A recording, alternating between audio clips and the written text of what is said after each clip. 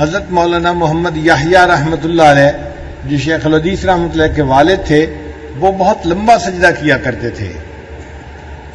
ہم نے بھی اپنی زندگی میں بعض لمبا سجدہ کرنے والے حضرات کو دیکھا ہے۔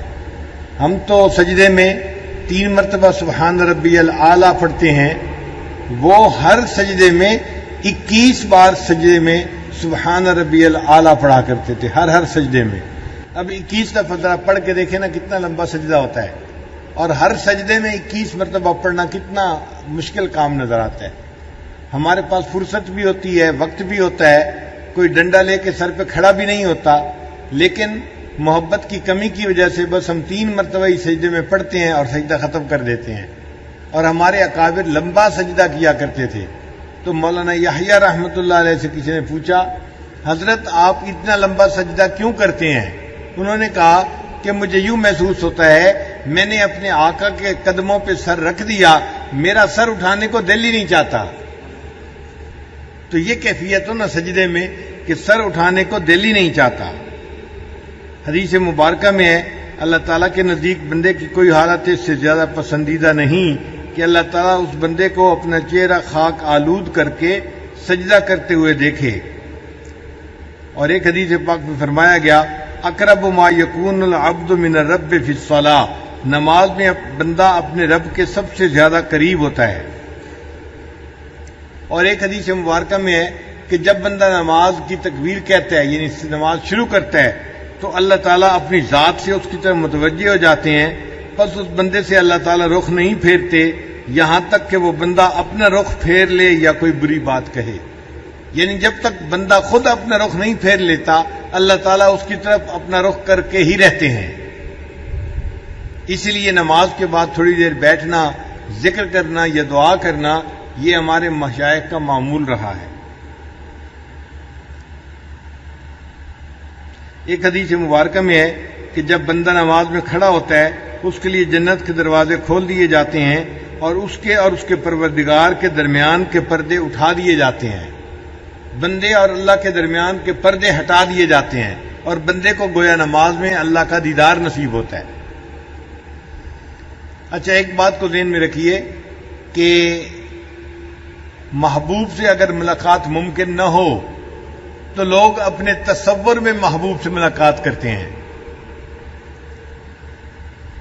بہت سارے نوجوان جن کا نکاح ہو جاتا ہے رخصتی نہیں ہوتی، وہ اپنی سوچ میں سوچتے ہیں کہ میں فلاں دن جو ہے دلہا بنوں گا اور اپنی دلہن سے ملاقات ہوگی تو ایسی دلہن ہوگی، یعنی وہ تصور میں اپنی ملاقات کے بارے میں سوچتے ہیں۔ رب کریم نے بھی فرما دیا میرے بندو تم دنیا میں رہتے ہوئے مجھے دیکھ نہیں سکتے، یہ دنیا دیدار کا مقام نہیں ہے، دیدار کا مقام جنت ہے۔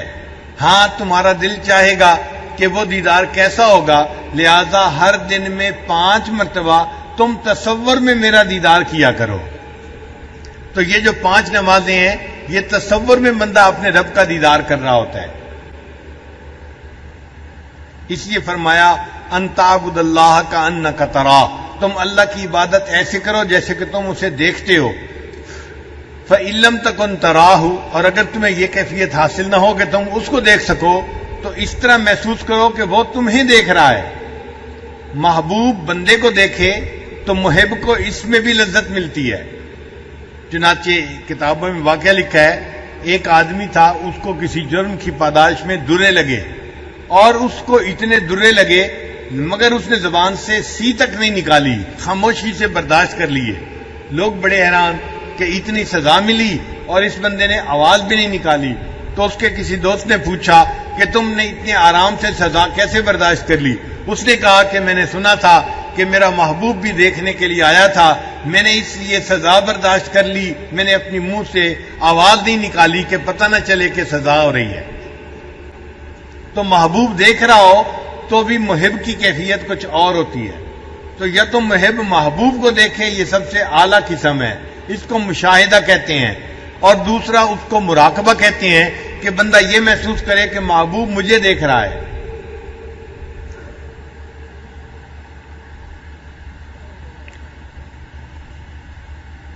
امام ربانی مجدد ثانی رحمۃ اللہ فرماتے ہیں حالت نماز کو باقی حالات کے ساتھ وہی نسبت حاصل ہے جو کہ صراط کو حقیقت کے ساتھ ہے۔ آگے فرماتے ہیں تمام حالات کو نماز کی حالت کے ساتھ وہی نسبت ہے جو کہ صورت کو حقیقت کے ساتھ ہے۔ مثلاً جو صورت کے آئینہ میں منعکس ہے اس کو اپنی اصل کے ساتھ ظاہری مماثلت و اسمی مشارکت کے سوا اور کوئی مساوات حاصل نہیں۔ جو کیف و ذوق نماز سے پیدا ہوتا ہے وہ تمام اذواق و کیفیات سے ممتاز ہے۔ پھر نماز کے اندر جو قرآن پاک پڑھنا ہے وہ نماز کے باہر قرآن پاک پڑھنے سے زیادہ افضل ہے۔ ان قرآن الفجر کان مشہودا، قرآن مجید کی تلاوت کرنا گویا اپنے پروردگار کے ساتھ بات کرنا ہے۔ خاص طور پر جو تلاوت نماز میں واقع ہو وہ اور ہی درجہ رکھتی ہے اور بہتر ثمر دلاتی ہے۔ مکتوبات معصومیہ میں لکھا گیا۔ ہمارے سلسلہ عالیہ کے ایک بزرگ تھے امام جعفر صادق رحمت اللہ علیہ، ایک مرتبہ نماز پڑھ رہے تھے کہ بے ہوش ہو کر گر پڑے۔ جب ہوش میں آئے تو ان سے دریافت کیا گیا، انہوں نے فرمایا کہ میں قرآن مجید کی ایک آیت کو بار بار پڑھ رہا تھا یہاں تک کہ اس آیت کو میں نے متکلم سے خود سنا۔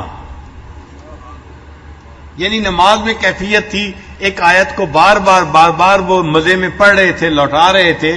کہتے ہیں لوٹاتے لوٹاتے ایک ایسی کیفیت آئی کہ میں نے گویا اللہ سے اس آیت کو خود سنا۔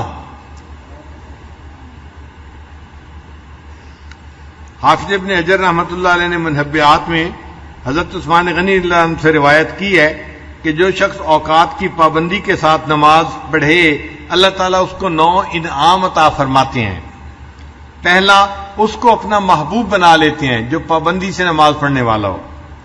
دوسرا، اس کو جسم کی تندرستی عطا فرماتے ہیں۔ تیسرا، اس کے گھر میں برکت عطا کرتے ہیں اور فرشتے اس بندے کی حفاظت فرماتے ہیں۔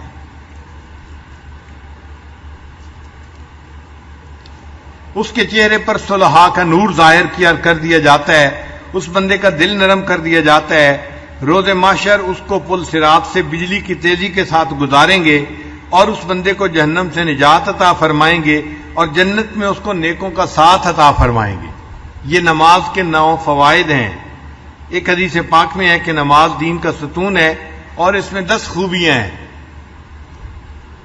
چہرے کی رونق ہے نماز، دل کا نور ہے، بدن کی تندرستی کا سبب ہے، قبر کا انس ہے، اللہ تعالیٰ کی رحمت اترنے کا ذریعہ ہے، آسمان کی کنجی ہے، اعمال نامے کے ترازو کا وزن ہے، اللہ تعالیٰ کی رضا کا سبب ہے، دوزخ سے آڑ ہے اور 10واں جنت کی قیمت ہے۔